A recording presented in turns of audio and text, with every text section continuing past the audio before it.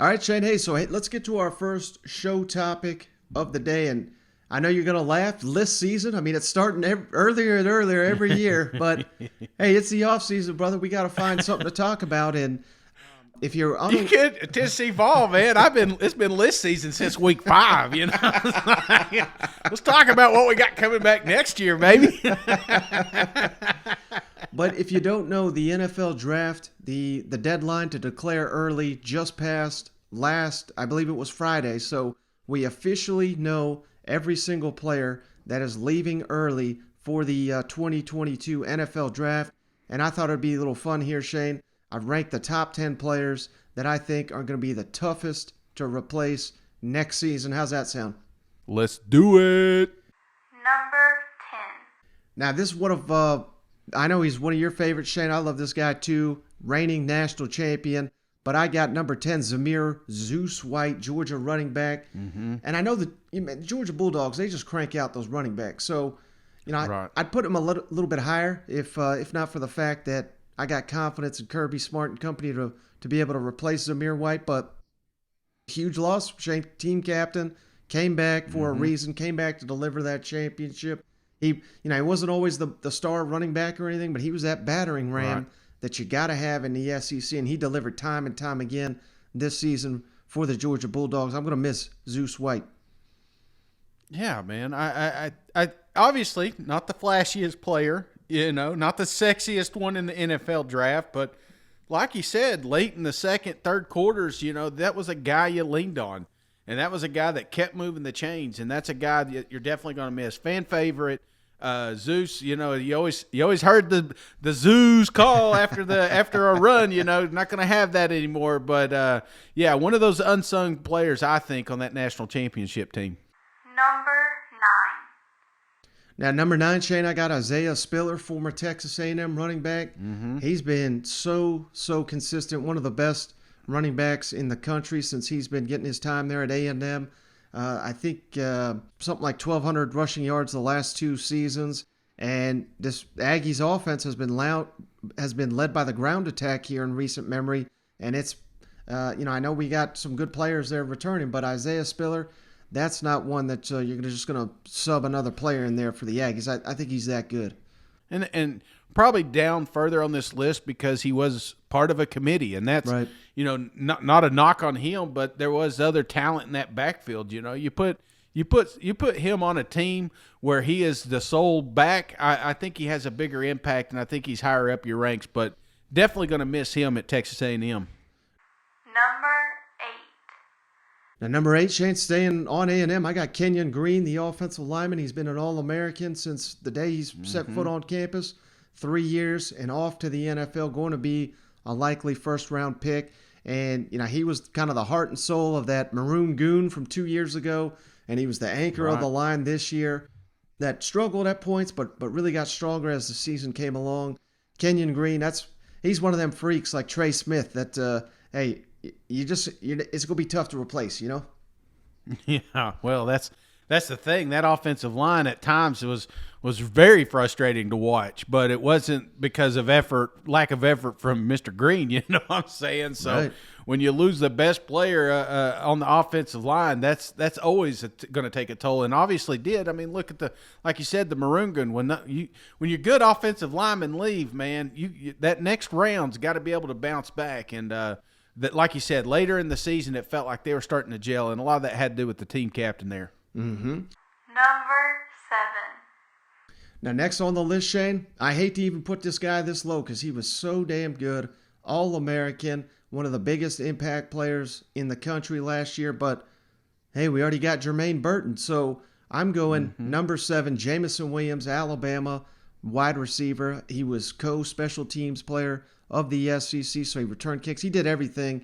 And like I said, I hate to put him this low, but we are loaded at receiver at Alabama. I know we don't got a ton of experience, but like I said, we're bringing in Jermaine Burton. We got all these stars. If it was any other team, this guy's probably number 1 on the list, but I just got that much confidence that Alabama's going to be able to replace his production. Yeah, kind of like Spiller. There's just so many out there, but one thing I like about him was he was that Swiss Army knife, man. That man wore several hats for the university, and it's tough to find a utility player like that. So definitely a big hit for Alabama. Hopefully, I'm sure they're going to reload, but this is one of those guys you want to stash on your fantasy team, man. This may be the next Debo. So Exactly. Number 6. All right, number 6, Shane. I got the sticking with Alabama. Their left tackle, Evan Neal, who I've already seen one mock draft, Shane. They got Evan Neal as the number 1 overall player in the country. So I may have him too low on this list. I mean, he's been a freak athlete. He's been a starter since day one down there in Tuscaloosa. He is going to be tough to replace, but at the same time, it seems like every 3 years, Alabama they got this star lineman and 3 times All-American. Then he's going to be a first-round pick. I don't know how the hell they do it, but it's part of the key to their success down there. Evan Neal, number 6, he may be the first lineman. He may be the first player taken in the NFL draft. Yeah, I think you're a little low on him too, because like you said, this is the second most important position on a team is left tackle. Right. He is protecting your franchise. So I think he's going to be a big get to whoever can get him in the NFL draft. This is one of those guys that we look back 10, 15 years from now and talk about future induction in the Pro Hall of Fame. That's how good this player is going to be. Mm-hmm. Number 5. Well, staying at left tackle, Shane, so this is where I'm getting a little tricky with this list. I think he's going to be a little bit tougher to replace for Mississippi State. Charles Cross, also the left tackle, and it's more of he came in as a 5-star, and he's been an anchor for that Mike Leach air raid offense at the left tackle spot the last 2 seasons. He is also being projected as a high first-round pick. I mean, they just don't get many of these guys at Mississippi State. The 5-star linemen that come in there and dominate, and you just secure he's out there on an island every single – hell, they throw the ball 600 times down there. Mississippi State, it's going to be tough for them to replace Charles Cross. So, again, I'm not saying he's a better player than Evan Neal, but I just think he'll be a little bit tougher to replace just because Mississippi State don't get guys like this very often. God, Mike, I'm just preparing you. You're going to have a lot of hate mail tomorrow. and because we're halfway through this list, and I'm like, wait a minute, that guy's not as good as, and then I forgot what your list was about. Oh, yeah. The biggest impact. So, hell, we ain't halfway through it, and I'm already mad at you. So, no, I think you better get ready. I'll make a graphic, Shane. I'm going to put that in the smallest typing, what it actually is. I'll make sure to tag you on it, and you won't be able to get online for about a week and a half. Like in drug commercials, just put it down there at the bottom real small, May cause diarrhea, Oh, man, but you're right. Big impact. I think, because when you look at Mississippi State, I mean, there is a lot of talent on that team, but there's not a lot of first-round talent. Every eye goes to that left tackle position. So if you're looking at it at the biggest impact, hell, he may be 1 or 2 on this list. Number 4. How about number 4, Shane? I love this guy, Buckus Award winner, NAKOBE Dean, linebacker for Georgia. Oh, my God. I mean, he was all over the damn field. And again, he'd probably be number 1 on this list if I didn't have so much confidence in Georgia. They've got so much dang talent down there in Athens. I mean, they're not going to fall apart by any means, but I don't care who they got. They don't got another NAKOBE Dean just ready to step in immediately. So, I mean, he was gangbusters all season long, and he carried that over to the national championship game. You know what? Dude, I mean, I have so much respect for this guy. I think he's the best player on Georgia. I just think he's one of the best players that come through Georgia in a long time. And he was a coach on the field. I think that's one of those things that you just can't teach, man. That's just either you have obviously he's a very talented guy, but just I think of that national championship game and getting on to his players, you know what I'm saying? His teammates and he was coaching. You know what I'm saying? He's a coach on the field. He's going to be a huge get in the NFL. Going to be a huge loss for Georgia, but hell of a talent. Number 3. Now here's where it's going to get tricky, Shane. This is where the real complaints are probably going to come in. Number 3, I got WAN'DALE Robinson, Kentucky receiver, 120-something catches. He shattered the school record for catches, receiving yards.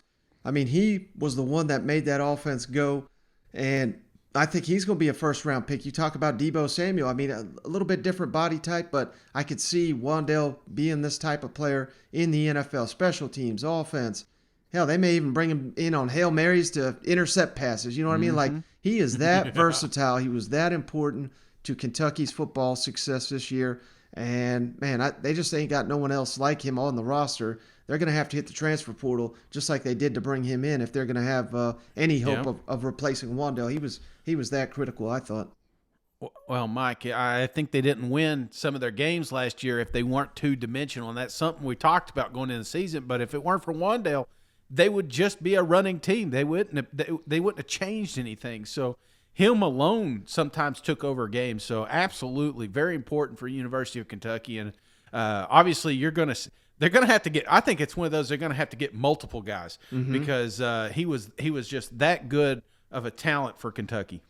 Number 2. All right, number 2, Shane, one of my favorite players here, TREYLON Burks, Arkansas receiver. Just, I mean, it's so cliche to say, but he really is like a man amongst boys out there. You know, I mean, there was no stopping him. He's bigger than everybody. He's faster than anybody. He's got hands that are like 11 inches, something crazy. Like he can catch a football with a couple fingers, you know, if he tried. So, I mean, Arkansas, we love the progress there that they have been making in Fayetteville, but they simply don't have another TREYLON Burks because I don't know if there's another one like him in the country. He is just going to be impossible to replace next season.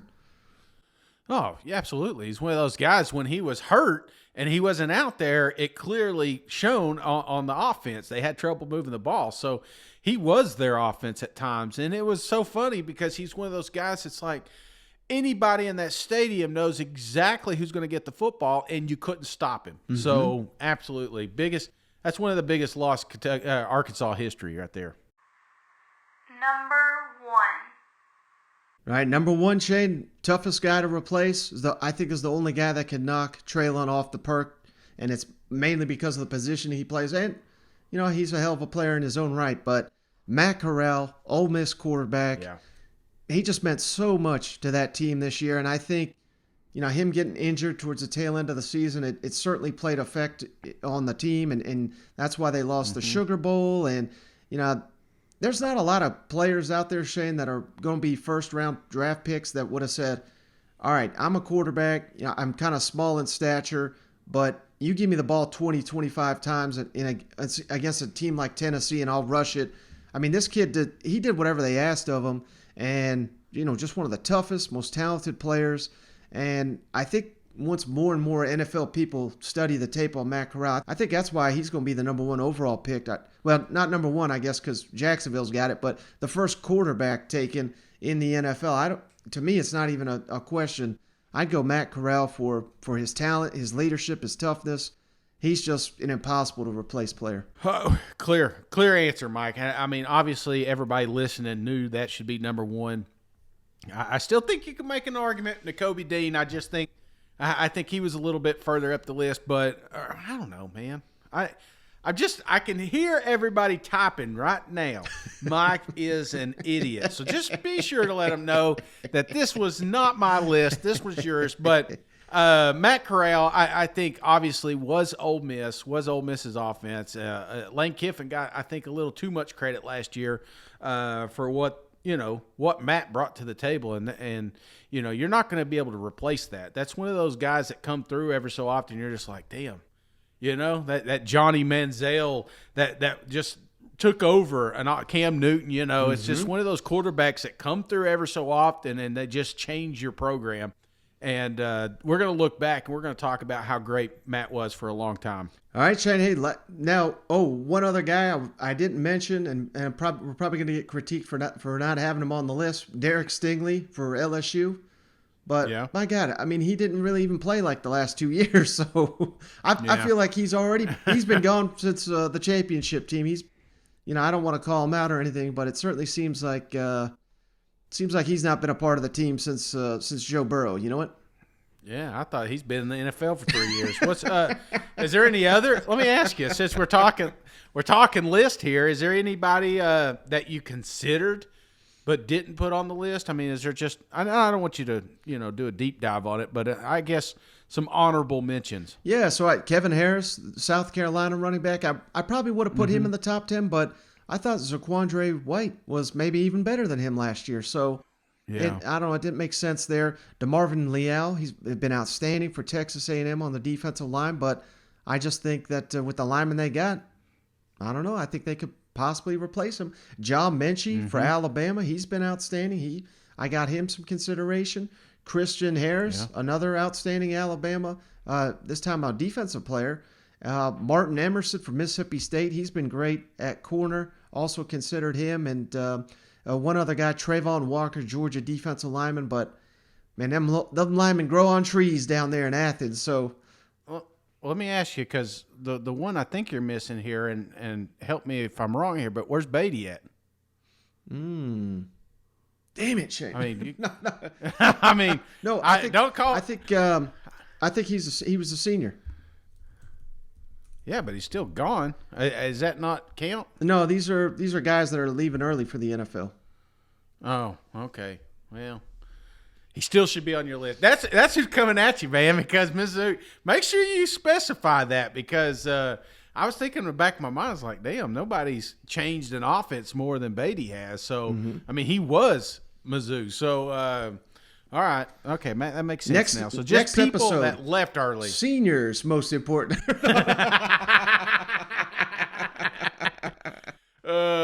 Okay, I got you now. I'm with you now. Sorry, it's been a while since I've potted with you, Mike. So. Yeah, absolutely.